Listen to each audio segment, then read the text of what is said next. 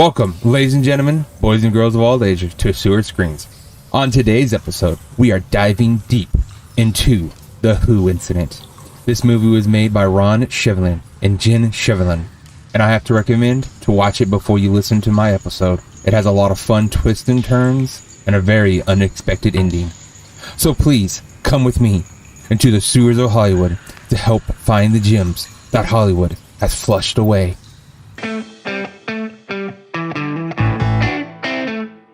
The story of this movie is about Ron and Jane as they set up for their 20th anniversary. But as they're setting up for the 20th anniversary, strange things starts happening around their home that seems to be linked to an old toy that used to belong to his dad that they found after Ron brings out a box of his dad's old things. The first incident is Allie goes off randomly, and that happens through the whole movie. So it's not too weird because Allie is a roundup toy. So he goes off randomly, which spooks people when they're not ready for it.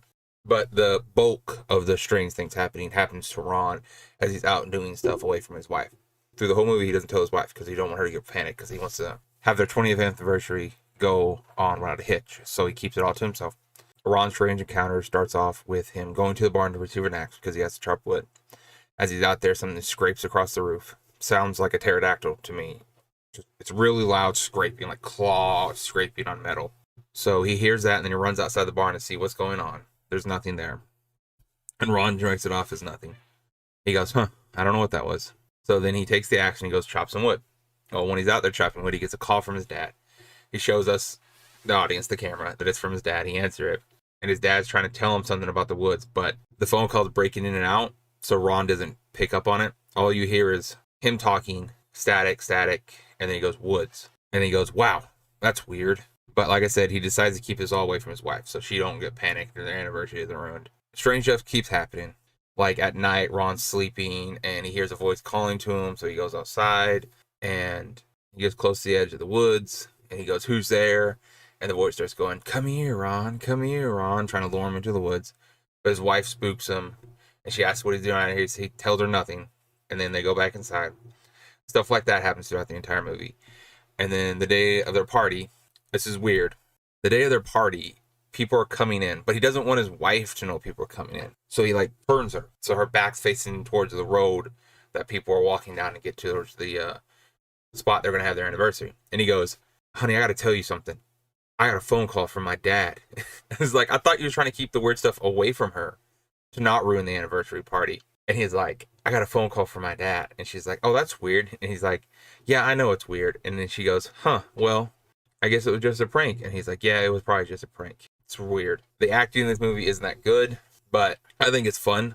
You can get over the acting very easily because there's a lot of fun scenes. There's jokes, dad jokes. One, for example, is they're outside one night.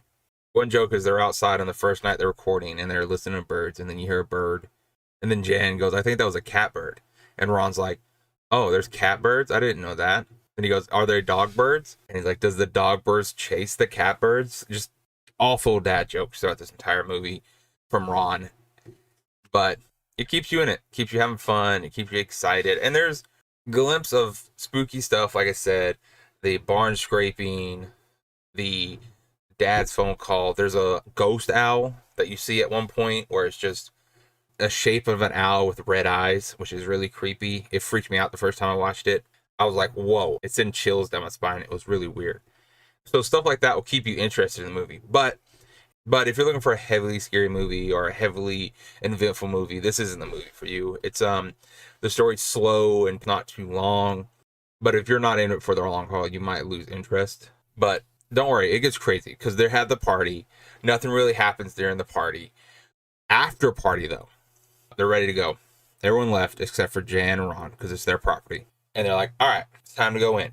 And then they hear Allie in the woods. And Ron's like, what was that? Was that Allie? How did he get in the woods? And Jan's like, I don't know. And Ron's like, well, we got to go get him. Because he means so much to Ron. It's a connection to his dead dad. He has all this emotional connection to Allie. So they go out to the woods. Nothing really happens. They're walking along. They go pretty deep into the woods. Then they find Allie on a log. And he's like, how did he get all the way out of here? And Jan's like, I don't know. And then he hands Allie to Jan. Jan put Allie in a pocket. And then they start walking back towards where they think they came from. Because at this point, they're lost. They went so deep and it's pitch black outside because all this happens at night. They get lost, and Jane and Ron goes like, well, we'll go this way, and maybe we'll get into a clearing or find a road, something that might indicate us where we can get back to where we live. And Jan's like, all right, that sounds like a good plan. So they start walking. After a little while, they hear Allie in front of them, and Jane's like, what? And she reaches in her pocket. She's like, I guess he fell out. And Ron's like, that makes no sense. We've been walking in a straight line. How is Allie in front of us? And she's like, I don't know. And he's like, well, let's go check it out. So they walk up there, and then Ron's leading, and they get there, and it's his dad. His dad's there holding Allie, and his dad points away, and Ron's like, what the? And then all of a sudden, this is the craziest part. From behind Ron comes aliens. Yeah, aliens. I don't know where. This is an alien film now. I thought it was a horror, ghosts, spirit, demons. No, it's an alien film now. And they run away from the aliens. They run. This whole movie picks up at like the last 15 minutes of the movie. It just picks up like that. But they run away from the aliens. A lot of stuff happens. And then they get abducted. They get abducted by the aliens. And that's how the movie ends. They get abducted by the aliens. You go to the alien ship. The alien says some stuff. I'm not going to ruin what the alien says. And then the movie ends. It's crazy. It's really crazy. It's a pretty great movie, I think. I think it's worth a watch. But that's just me. Like I said, the story is slow. The acting isn't very good. The meat of the movie happens like the last 15-20 minutes of the movie. It's an hour and 17 minutes, I think. So like I said, if you're looking for a fast-paced, hit-hard, action-packed movie, I wouldn't recommend this one because it's going to be slow. It's going to be put out in pieces, and it's just going to be not what you're looking for. But I think if you're looking for a good-hearted movie with a lot of love put into it, I think this is a movie for you. The making of this movie, it was made by Ron Sewerscreens, who's Canadian. You don't know that it's made in Canada, and you won't know that until one part. Because I thought this was an American movie all the way through until one part when they're going into the woods at the end, and the girl goes, wow, it's quite dark out here, eh? And I was like, what? Is this Canadian? And that's the only part that lets it slip that it's Canadian. But it's made by Ron Sewerscreens. He's the writer and director. He's the main star of the film. He does most of it. It's a found footage film. So he does most of the recording. He does most of the heavy work. He does most of it all. His wife, Jan Sewerscreens, they play husband and wife, and in real life, they're husband and wife. And she's the co-star. She helped produce it. She also helped with the writing. Ron is a visual effect artist. He has worked on a lot of big movies. Most notably is Prince and the Frog, the SpongeBob movie from 2004, the original SpongeBob movie. And my favorite that he's worked on as a visual effects is he's worked on the original Space Jam, the OG 1990s Space Jam. And I love that fact that this guy made this movie and also worked on some great movies. And his crew assists of a lot of notable workers that worked in the industry. Not a lot of big movies they worked on.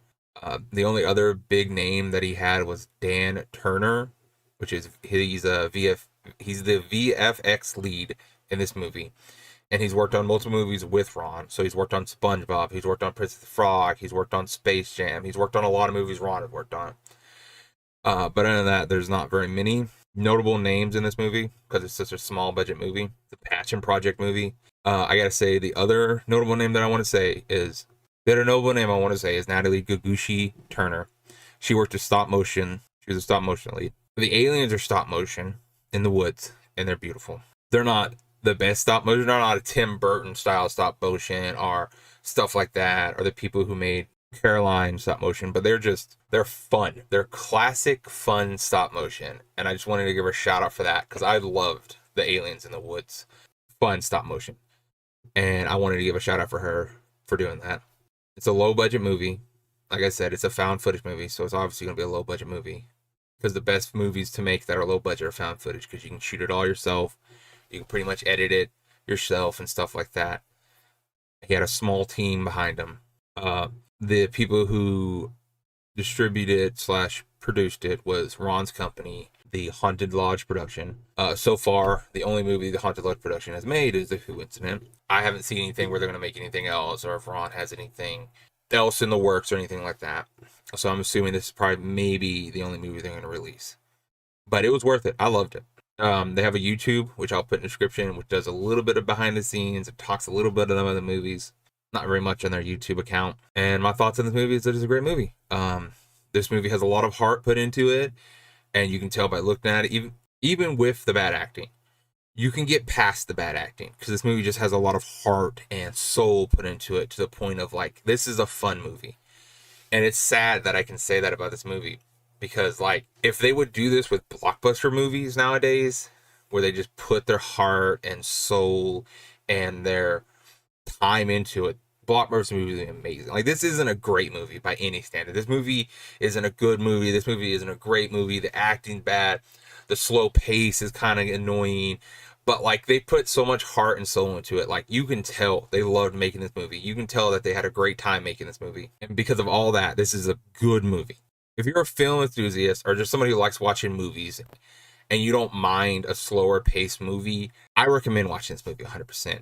But saying that, my rating for this movie is going to be a little bit low because of that. Because it is a slow movie, has long parts of nothing happening. The acting is bad. So my rat rating is going to be low. This movie's only going to get 4 out of 10 rats because of that. I wish I can give it more. I wish that I could give it so much more. Like, I want to give this movie 10 out of 10 rats, but I just can't because it's not for everybody. It's not for everybody. It's a great love passion project for a couple of people who are film and they love it and they want it to be put out there and they want their time to be used in a helpful, fun way. But a lot of people want great movies to watch, and this is not a great movie. It's a love passion project. It's a passion project to no end. To me, it's a beautiful passion project. To others, it might not be. If I could give it 10 out of 10 rats, I would. In my heart, it gets 10 out of 10 rats.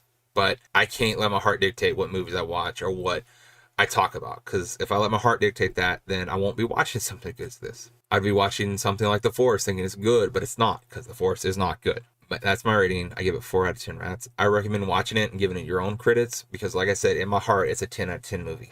It's better than most modern movies been put out there. Like, and that's hard to say because, like, you figure most modern movies, blockbuster movies, are like, oh, it's a great movie. They're not. Most blockbuster movies are terrible nowadays. But this movie came out 2023, and it has such a heart to it, a soul to it. It's just such a project they poured their time into that you can just tell this movie is delicious. And that's my thoughts. That's the story, the bulk of the story of the movie. And I hope y'all enjoyed it. I hope y'all come back. I would recommend go watching it. I highly recommend go watching it. Leave a comment. Just tell me what your thoughts are. Tell me if I feel like I'm wrong. If you feel like it should have got higher rat ratings. Just tell me how you feel. And that brings us to the conclusion of this movie. In the description, I put a link to the Haunted Lodge Production website and their YouTube channel. So please go check it out. Go watch the movie. It's free to watch on Tubi. It's a beautiful passion project. Next week, we're diving into Deep Sea Mutant Snake, which is a foreign film. It's about a woman investigating a corporation about the death of her fiance. But when she starts looking into it, stuff goes awry. Sounds interesting, and I can't wait to talk about it and give you all my thoughts on it. Once again, thank you for diving deep into the sewers of Hollywood to find movies with me. Y'all have a nice week.